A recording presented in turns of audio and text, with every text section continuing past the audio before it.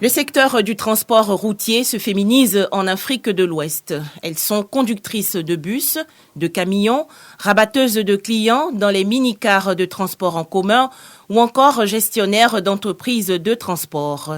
Ces femmes battantes ont été célébrées à travers la présidente de la section féminine de la Confédération des syndicats des conducteurs routiers de l'Afrique de l'Ouest et du syndicat national des chauffeurs de transport terrestre de Côte d'Ivoire. Madouce Koné a été installée dans ses fonctions.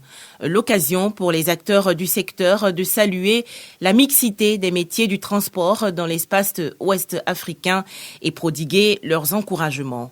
Je voudrais saluer cette structure que vous allez conduire, Madame Koné, et vous inciter à faire de cette section un levier d'autonomisation des femmes, toujours en s'appuyant sur les hommes. Quand les femmes sont dans une organisation,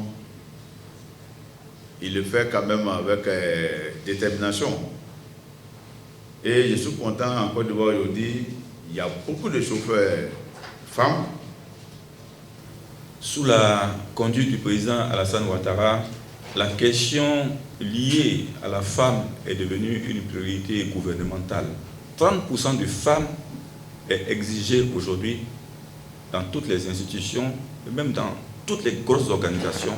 Élue le 22 avril 2023, Madouce Koné, la présidente de la CECRAO SINATSI, prône la formation des femmes. Il est temps pour la jeune féminine de se faire former, de se faire encadrer pour mieux connaître le secteur du transport.